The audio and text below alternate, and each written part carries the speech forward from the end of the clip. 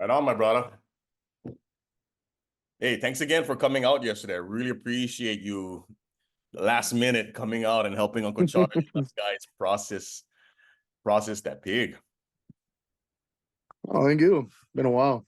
Yeah. I want to talk with you because I think, the experience of doing it is one thing, and also having, talking about it after his pow helps us capture all the lessons, capture all the moments, and even learn from what we did yesterday. So if I could just ask you a few questions, like, bro, when's the last time you processed pig? I remember you mentioned you grew up with it, small kid time, but when do you remember the last time doing something like that? I mean, from alive to in a cooler, cleaned, Mm-hmm. bro. I'd have to say I was probably second, third grade last time we did like that. Yeah. Usually we would get it from the butcher, or we would get it already, ready for butchering, but already, deceased. So from living to like that, man. Oh yeah, I'd say probably elementary. The last time I saw it happen but didn't take part was about a decade ago, 2011 in Fiji. Oh, But wow. aside from that, man, yeah, no, it's been a long time. So the last time you remember doing it, that was with Ohana, what, dad, uncles? Yep, dad and family. Mm-hmm. Cool. Awesome. Yeah, I think for us as men, Brad, this is the stuff that's been missing, especially for our young men that we're bringing up nowadays, giving them the Oh, experience of doing this and having our 100%. Yeah, we need to hopefully in the future you give more of a heads up that it's happening, because I would have definitely liked to have invited oh a yeah. few more Mm-hmm. people. Cool.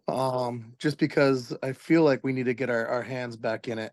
And True. even myself, like it's been so long since I have um taken an animal for sustenance Mm. that even I struggle with the unaliving of the animal. Hmm. You know what I mean? No. Um, I want to explore that a little bit more because I struggle too with that. Even you yeah. finding the right word to use. I'm happy you chose unaliving. That's I don't like that other Well, four-letter word that most people use. right. Well, it's just like, we've become so comfortable with the idea of the food already being processed and on our plate, but we forget to realize that the food once was living and breathing too.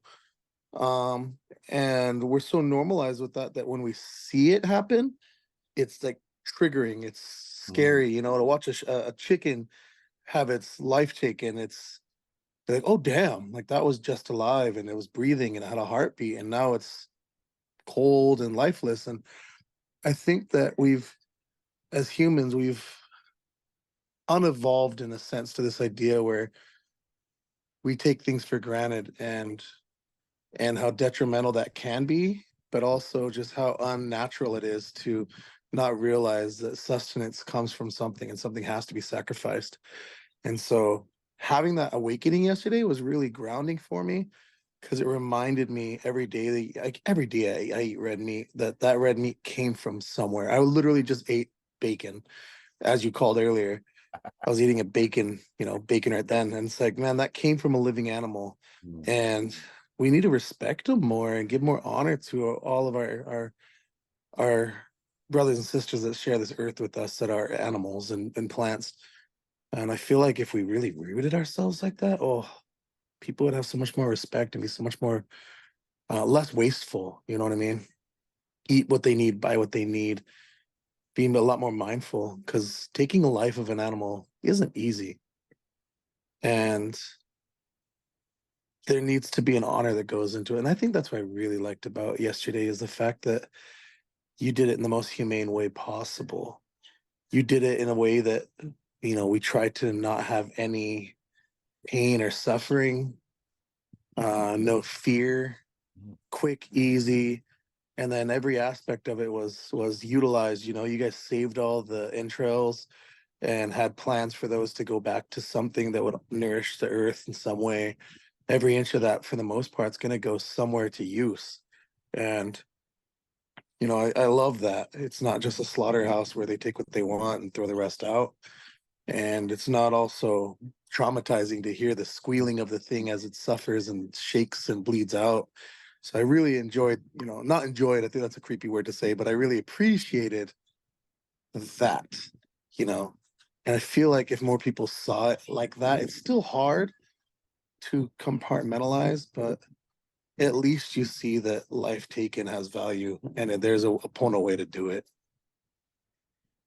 Thank you for seeing and acknowledging that, because for me, just to let you know, in my process, even getting ready to go out there, you know, I'm getting myself ready, because it's like, oh, bro, anytime life is involved and either the beginning or the ending of life, it's a heavy thing when we can be there, right? To either receive life into this world or have life, you know, when we're there, when life transitions out. That's something that, you know, I really think us men were designed to do, bring life in, as well as, you know, we don't talk about that other side where, you know, for those of us brought up with Christianity, we're taught thou shalt not kill. And for me, as I'm learning more about the Bible, I'm learning that was mistranslated. Where when we go back to the Greek and Hebrew, it's not translated as thou shalt not kill, because killing is a part of nature, right? It's actually translated well, it's meant to mean thou shalt not murder, right? Thou shalt not take another man's life without just cause. Right. If we look at nature, humane killing is part of the process. So I think we've been so far removed and so far misguided Right. by our role as men, that hey, the killing is a part of, you know, death, life, birth. It's all part of the natural process, and us as men are responsible for that. Agreed. So for myself, it was, you know, I had a little bit of a process of getting myself ready, getting good with God, I guess you could say. You know, that's something I never really talked about, and it was very clear to me as we were driving out there, and you know, I went through that process to get myself ready to do that. You know, there's another brother who I learned pig from, brother Kuike, and he shared with me that, you know, of all the pigs that he's put down, you know, it's hard because it is life. And for a lot of people, they turn off that part of them, you know, if when you got to go through that. And I don't think that's fair to us as people, or even human beings, or even as men, to shut off a part of your feelings. So No, I think you have to.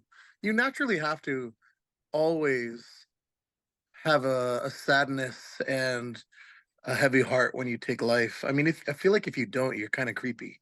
mm, You know what I mean? Like you have to. That's natural to know that you're taking something out of this existence, plane of existence, is heavy. Whatever it is, it's heavy.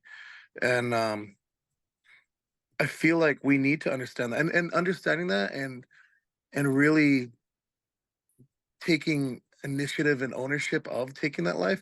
I feel like that's where the value mm, of the animal really comes into play, because you're going to care for it better when it's alive, but you're also going to care for it better when it passes, and you don't waste any of it. And you know, I think that's a lot of where ancient mindset really kicks in, indigeneity kicks in, of all races, not even goes for, you know, the white race, because people, like in their history, they once lived, you know, with the land too, and in unison with it and respect with it. It wasn't always this ideal of industrialized mindset and capitalistic mindset.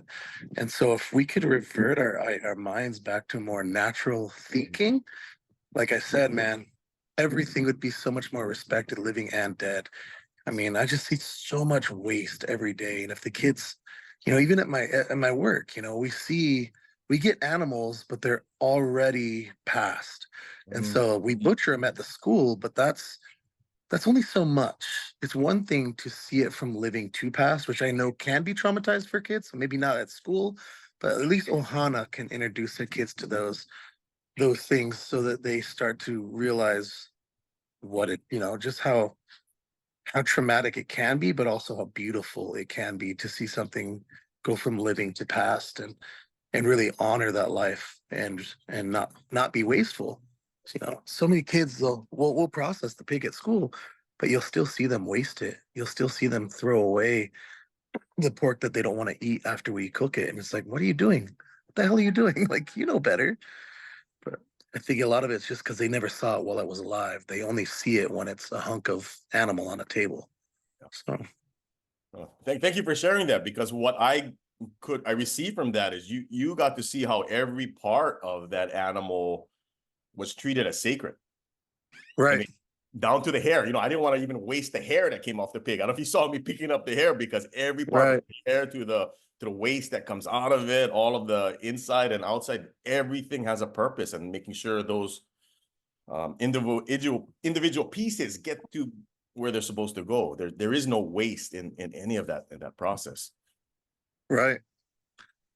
There is something I want to ask you about, because the no suffering, the no pain, the no screaming, the no torture, the no hurt is really important to me. Because as I talk to other uncles and even people who stopped doing this practice, the story I hear from them is, oh, I don't want to do it anymore because I was a small kid. I remember that squeal of the pig, or I remember Yep. the blood come out and catching the blood when he was young. So that's why we don't do it anymore.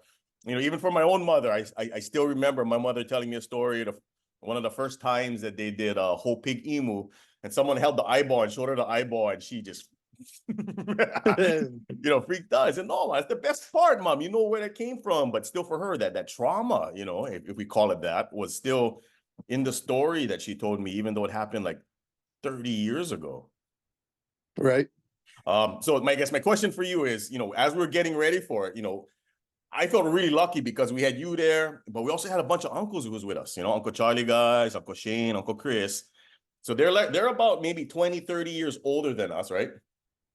And I don't know if you remember, like even Uncle Chris was saying, "Oh yeah, just grab him, hang him by the back legs, and poke him." And Yeah. Uncle Shane was saying, "Nah, just grab him, pull him out, and we go tie him to the car, and we go stab him." It's like, no, Uncle, no. But at the same time, it's like, bro, you don't talk back to your elders, right? So I was challenged by that a little bit. I don't know if you could see the little bit of I didn't know how to tell Uncle, hey, Uncle, don't worry, Uncle, we get him. Just kick back, be the uncle, and watch this, right?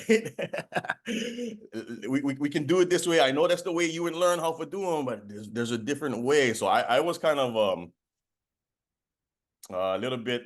It's like, oh, I want to be respectful for the uncles. I also want to receive their knowledge, but also let them know, hey, uncles, stay in the uncle role. You don't need to jump in. We get them. Let the young guys get them. I don't know. Did you have any sense of that yesterday as it was going on, and could you see any of that happening? Yeah, a little bit.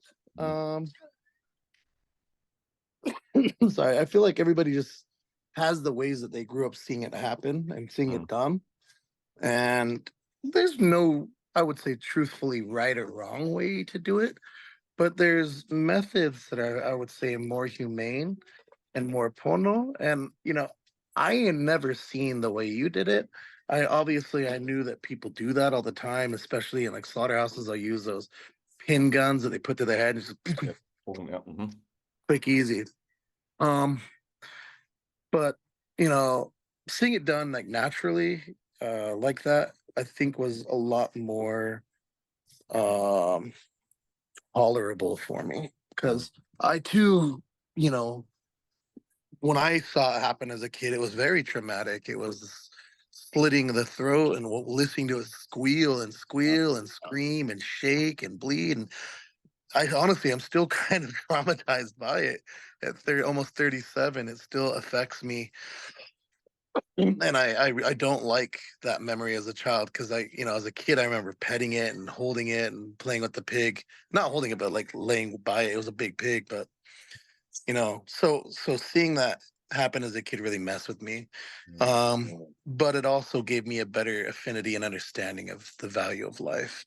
Though obviously years later I've lost a lot of that respect, and seeing it happen a few times after has allowed me to go back to that place of respect. Like yesterday, it was a humbling experience. But yeah, it is hard having the elders be like, "Oh, just do it this way," and like no, no, no. There's a better way and more humane way. Um, But I will say, I think that a lot of them, the other guys learn too that there's a humane way to do it and a respectful way to do it that also is less intrusive on the animal in its last minutes of life. But the one thing I like that you said that I think really brought everybody back and made everybody just say okay and not argue was the idea of not putting the fear into the food. I think as Hawaiians, as indigenous peoples in general, that's such a vital part of it. Because how can you take an animal's life in an unjust way and in a terrifying way, and then hypocritically say in the next sentence, "Oh, when you make the food, make sure you're doing it pono. Don't use bad words and don't have bad thoughts." It's like, okay, well, what the hell were you doing when you were over there stabbing a pig to death? So I feel like it goes hand in hand. It has to, from raising the animal pono to slaughtering it pono to preparing it pono. All of them go into you. So you can't treat the animal bad in its life either. You can't go around kicking, and beating animals, abusing animals. So I always look at the guys that go slaughter pigs and they take their dogs. And I'm like, that's such a pussy way to, sorry, Oh, a way to hunt. Like you're a wimp if you're gonna go take dogs to do your business. And then watching them shred an animal, how inhumane is that? Go up there with one bow and arrow at least, one air gun. Do it right. no, I'm happy you brought that up because that's a discussion I had with someone where, local guys, that's been kind of what they've learned, let the dogs run and chase them. And I talked to someone recently, he said, no, no, no, that's not how Kanaka did it. Kanaka never worked hard. They were smart. You never chase after the pig. The You pig trap came them. to you. The pig came to you. So that's something where I'm the modern phenomenon of hunting and dogs and parading your pig on top of your car, on your truck, driving around town with it's we see it a lot. And as I look at it, I don't think that is really Hawaii or the way or honors any of our traditions. It's this kind of interesting modern phenomenon that we've seen in the probably past 20, 30 years that feels a little strange to me. Yeah, I would agree. So, that all ties into this idea that it all has to be pono, from Mm. living to passing to eating to cooking to eating. Everything has to align. If not, then again, it feels hypocritical. Mm. Awesome. Hey, question for you about the whole process. Was there anything that you did not expect that you saw yesterday? That was like, oh, bruh, what Mm, I wouldn't say didn't expect, or was like the only. I was more wowed with the efficiency. Mm,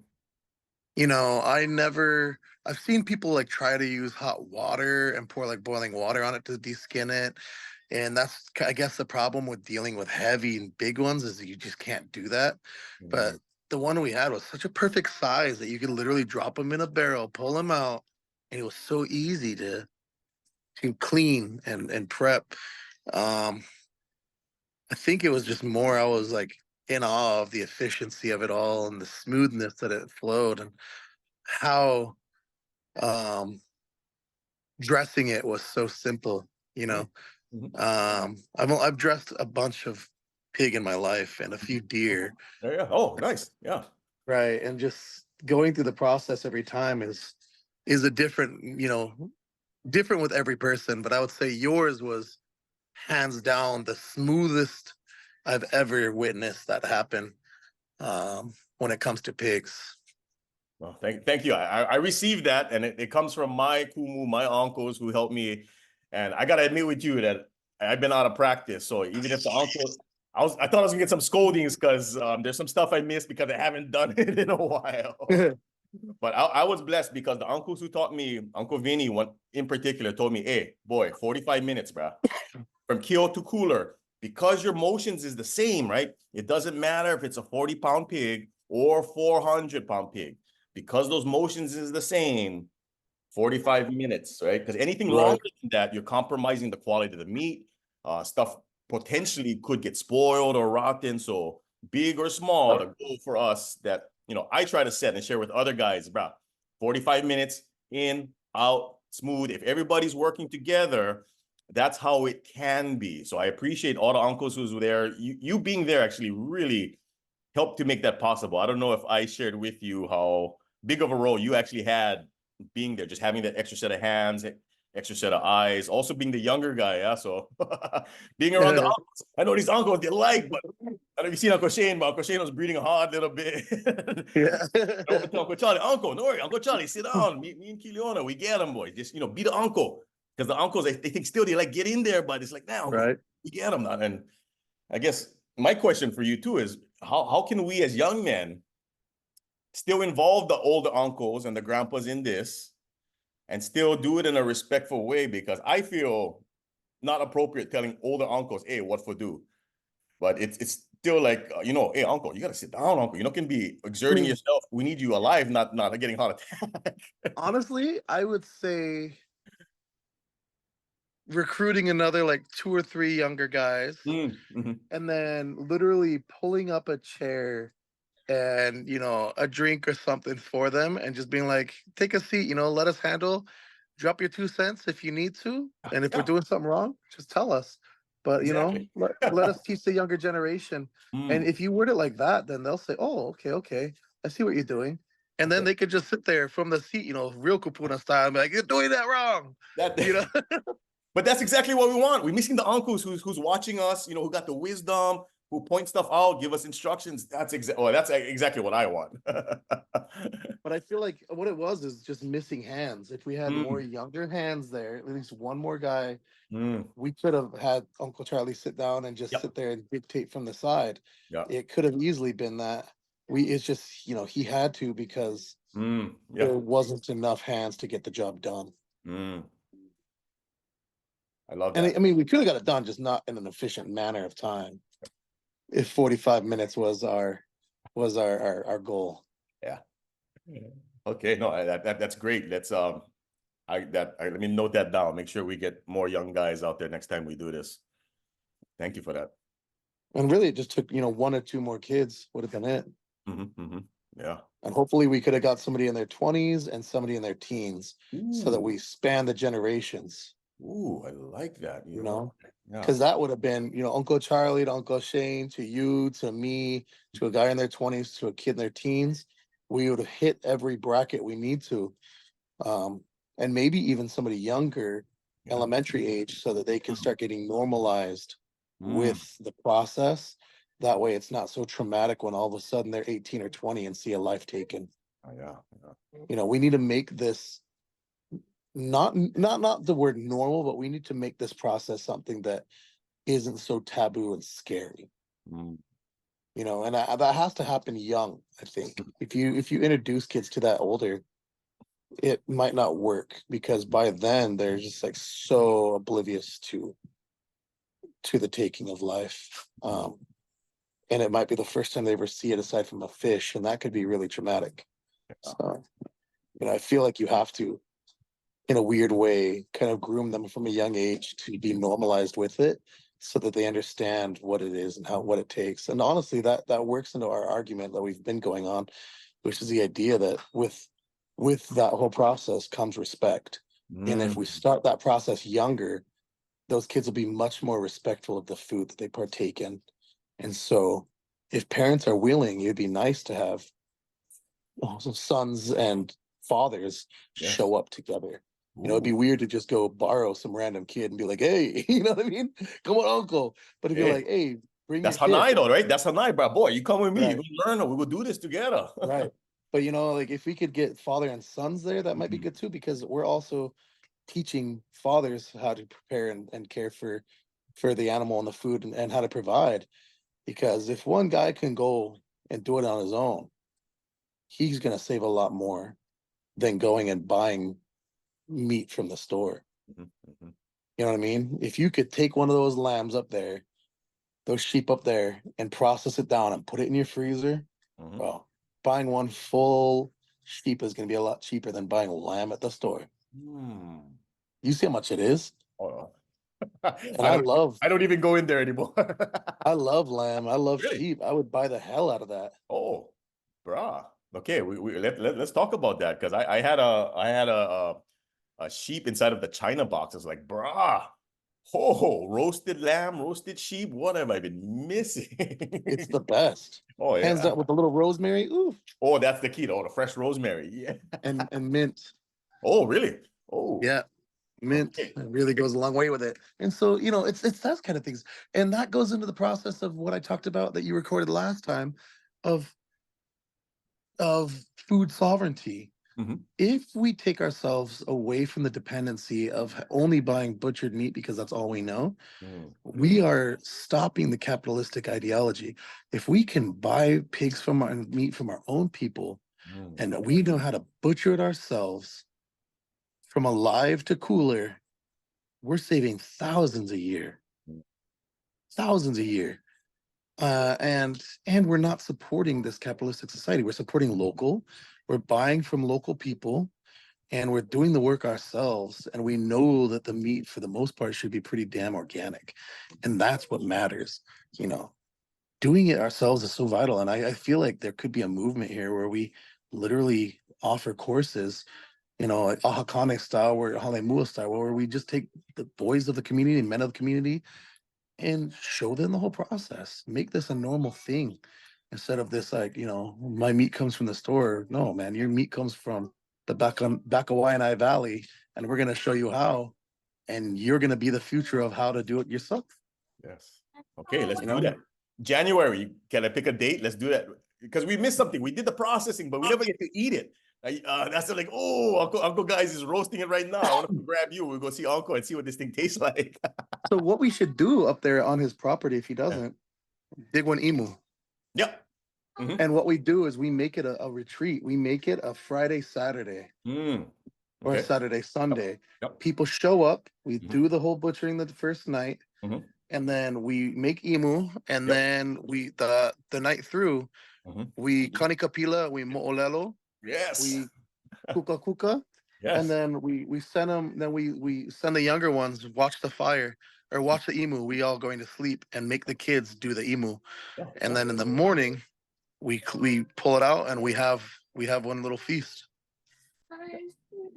Yeah. Okay. Let's go. Let's go. You know what I mean? So Yeah. like we'll just tell them straight up, Definitely. bring your tents, bring Yeah. your water, Yeah. and like this is what we're doing. And if you want to come up here and have a real cultural experience and learn Mo'olelo, learn about this place, learn about Hawaii, and learn how to be self-sustainable, bro.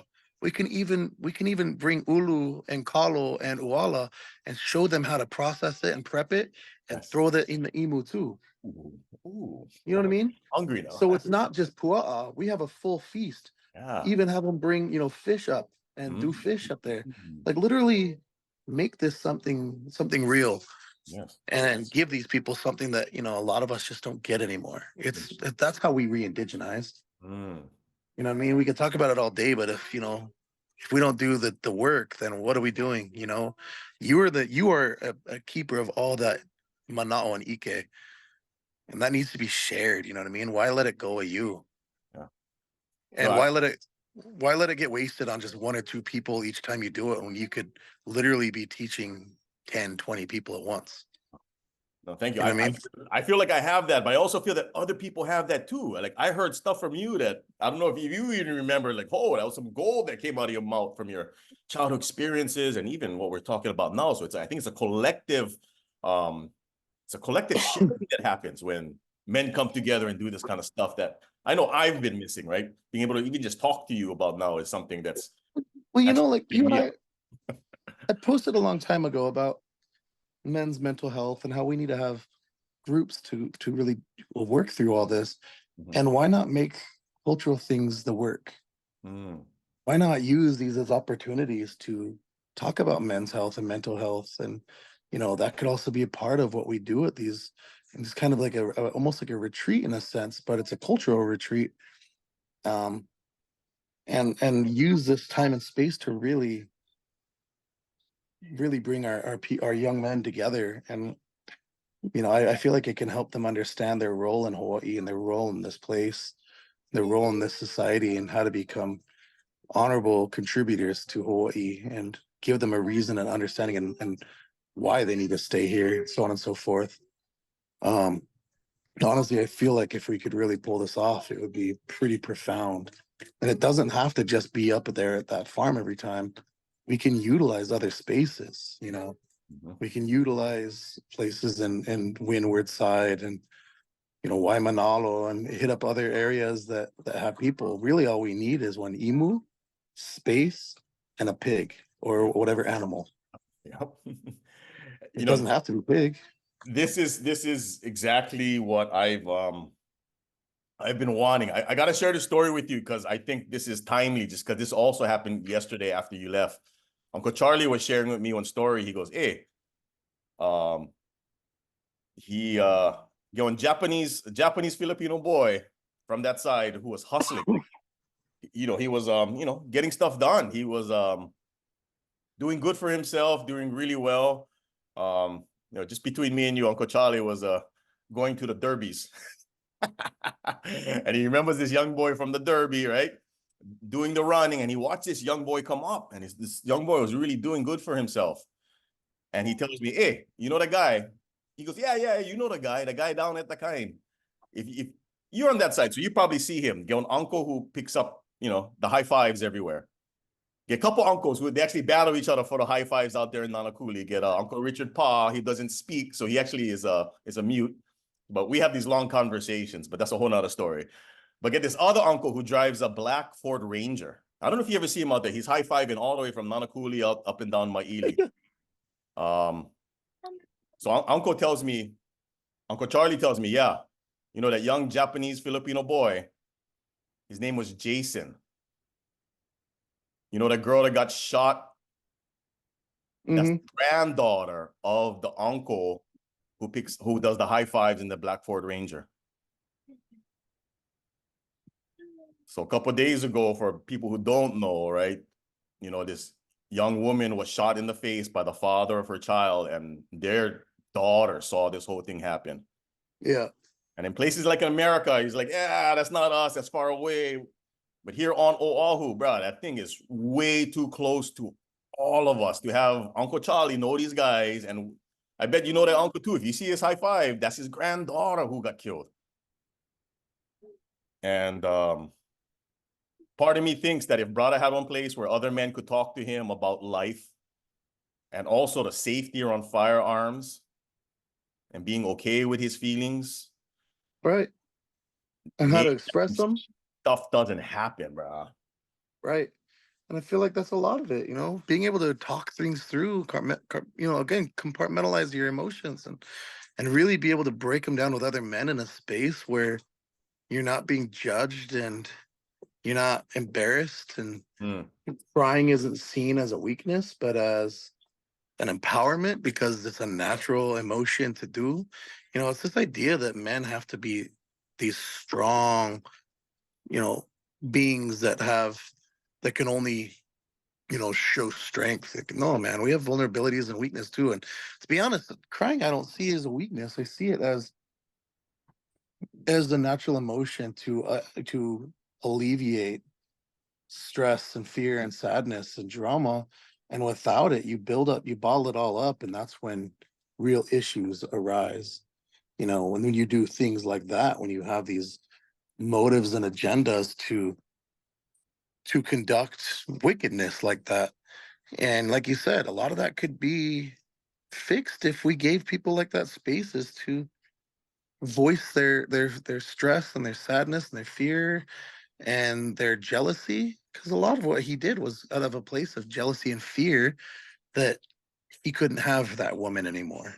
You know what I mean? And so he took her life because he couldn't, I would assume because he couldn't imagine a life without him in hers. And that could have been worked through with discussion, with camaraderie, with people, have gone through these similar situations, being able to talk him out of it and realize that there's so much more to life than one person. You know what I mean? You've gone through it. I went through with an ex, Mhm. and it is traumatic. It is hard. It is difficult to see people go on without us, but we have to realize that we can go on without them too. Mhm. And there's a way to do it that is still pono and still healthy. So I really think that something like this, and maybe it doesn't have to be weekly or monthly, but even doing it every once in a while and then creating a little network of men that just continually check in on each other could have really helped somebody like him. You know what I mean? Yes. He could have come to one event and then we could have just kept him in the loop via social media or text Mhm. and just been like, hey man, you good? You want to talk? Do you want to grab coffee and discuss what's happening? Just I think anything like that could have been so beneficial. And a lot of times it takes people like you and I to step out of our uncomfortable shell and be that sacrificial lamb, I would say, um, to show them. And so you can gather these people, but so many people aren't going to just talk to strangers. And it takes sometimes people like you and me to voice our stories and our struggles and our vulnerabilities. And then once they see other men doing it, a lot of people will open up about their own insecurities and vulnerabilities and be able to really voice their struggles. And I think we could have been something like that. I don't know. I'm not going to say we would have been, but I think he definitely could have avoided his choices if he had more of a support system. I And I say it all the time. That support system could and should be indigenous. Mm. You know what I mean? Why do we always go look for European sects of religion and Buddhism and spirituality and power crystals and sage? And it's like we have so much right here. We could just do it ourselves using mana, ike, mana'o, pule, oli. We could have taken him down to Hi'uvai, all of those bad ideas and feelings away in the mornings, given him purpose, had him call on his ancestors when he was low. Mm. But like, he probably doesn't even know that those exist because nobody taught it to him.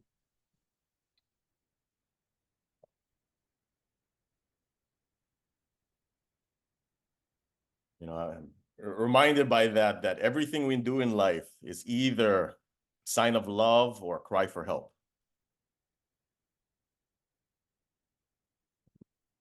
Yeah. And So, for a lot of us guys, sometimes asking for help, we're taught as men, don't ever ask for help. Figure it out yourselves. And we close ourselves off to other brothers who want to help us. I'm saying this because I do that too. And if not for the brothers who physically grab me, pull me out of that place and pull me into, kind of like how I pulled you out yesterday. So I'm grateful that you showed up at the last minute. hey, Allowed me to helps, pull you out, man. got you up there. Holiday break, man. I'm free. It was a perfect ops. I had no reason to say no. It's like, man, I gotta go up there and do something cultural. Why not? Yeah. You know. But I think, I love this idea of talking through this. And I think that, like in my podcast, I say talk doesn't cook rice, man. Talk don't cook rice. We need to stop talking and just do the work. Mm. We know that our people need this. We know that Hawaii needs this. We know that we both need this, you and I. And, it's not just for them. This is selfishly for ourselves too. Yep. And why, we could talk and talk and talk, but I say we just put boots on ground and talk to Uncle Charlie and see if we can Yep. host it up there first, or if not, maybe we can host it, somewhere with one emu. No, let's do this. Okay, I tell you what, I'm gonna hold you to that. We'll give Uncle Charlie a call. I know there's pigs up there that gotta go in the emu. In fact, they should have went in the emu like 3 years ago. So Right.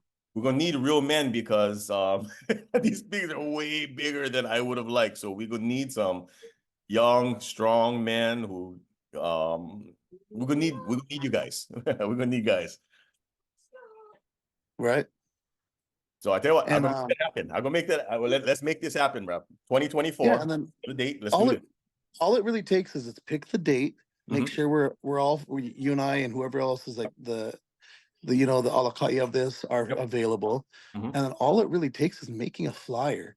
and Okay. putting it out there. Yep. And once we do it once or twice, I feel like that's when we can really start being able to ask for grants and so on and so forth. I mean, we could probably do it the first time, but it'd be a lot easier once we have a little data to show, like, look, man, X amount of people came, it took this much food and so on and so forth. We need this much money in a grant to make this happen. You know what I mean? Yep. And we can start doing this in a reasonable way that's not too overwhelming and doesn't put anybody out, because that's a lot to ask somebody to just give up a pig. But I also don't want to ask people to pay, because that's what deters a lot of the people. I want people to see this as a free opportunity to just show up and gain all of this without anything on their plates, and say maybe it's you can donate after if you feel so inclined, but don't feel obligated, Mm. at least for the first few, Yep. until we could figure out how to fund it without having to pull out of pocket from anybody, because that's not fair. Yep. Um, but yeah, I mean, let's do this. Talk to Charlie. Yep. And then once we get the okay, let's pick a date, make a flyer, Okay. and start blasting the flyer. Yep. Perfect. Okay. I'm on that. So let me go design that flyer and talk to Uncle Charlie, and I'll get back to you on those two things. Hell yeah. Oh, right on, my brother. Hey, thank you so much. Actually, one last question for you, just because I am really working on making sure that I am the best that I can be. And I know sometimes my style can offend others because it's short, it's abrasive, and sometimes my love gets misinterpreted as harsh criticism. So I want to check in with you to let you know that, brother, I love you. And I don't know if there's anything that I said or did that offended you. I want to apologize in advance if that happened, but I also want to be totally aware and conscious of your feelings, bro. Was there anything that I said or did that could have been done a better way that you left like, oh, fucking joke? Oh, Don't have to say it like honestly, that. no. Like to be honest, like you weren't pushy Mhm. and you weren't rude. You were pretty much just like, hey man, go over here. Or, hey, can you do this? And I didn't find it condescending or rude or anything, And to be honest, I think anybody that grows up around Pacific Islanders understands that whoever takes the Alakai role is gonna come off sometimes a bit abrasive. And that's just part of learning the culture. You have to shut up and do the work sometimes. And if you're not doing the work right, you're gonna get told how to do the work right. And it's not from a place of bullying, it's from a place of cultural understanding. Shut up and do it right so you learn how to do it right. If you don't learn how to do it right, then you're not gonna do it right. So pay attention, get the scolding if that's what it needs to be. But there was no scolding. I feel like my kumu, like my personal kumu, is way more intense than anything that happened yesterday. So No, thank you for that. Because one guy I was actually mad at for a long time is Uncle Earl Kava'a. I don't know if you ever met Uncle Earl. He's about this big from Halava Molokai, and right, he makes the biggest freaking Hawaiians just cry sometimes. He puts them in their place, but he does it in such a loving way. If you get to know him, right, where he's coming from, but at the same time, bro, I've seen other guys get pissed off, like, who the fuck is this guy? Fuck him, get the fuck out of here. I mean, and I don't ever want to do that to anybody, but sometimes I'm realizing, hey, bro, we got to do that if we're really coming from a place of love, and someone has this I don't know what you call it. I know you didn't have that, but that confrontation of the love and the leadership direction. How do right. we, you know? But that's at the same Yeah. time, if people are gonna come to learn, Mhm. then they have to respect the kumu. Mm.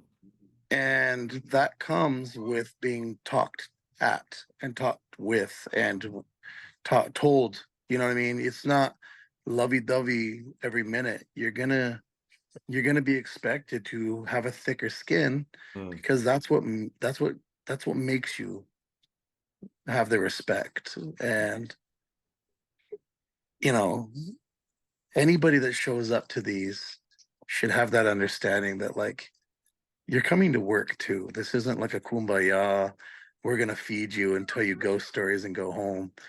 Like, they're coming to work, they're coming to learn.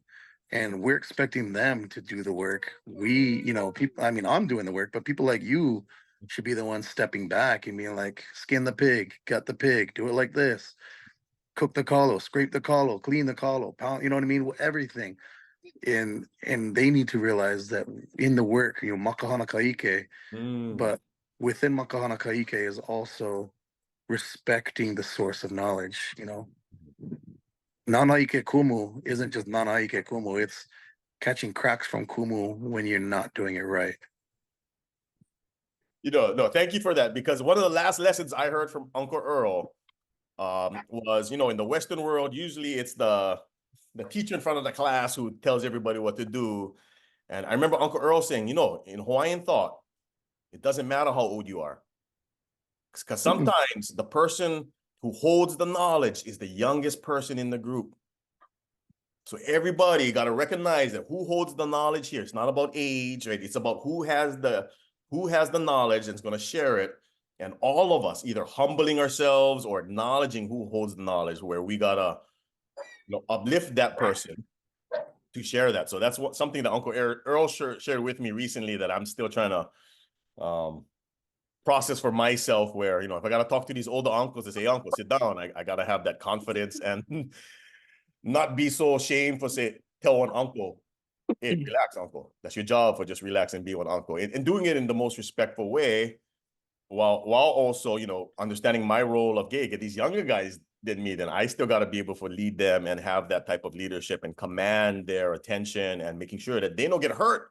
They understand that process to this, brother. We doing this so you don't get hurt, you don't get sick, and you are safe. Really communicating that to the younger guys, that I'm not yelling at you because you're doing it wrong, or that I'm mad at you. I'm doing it so you stay alive, and we know what we're doing here, and all of us can flourish.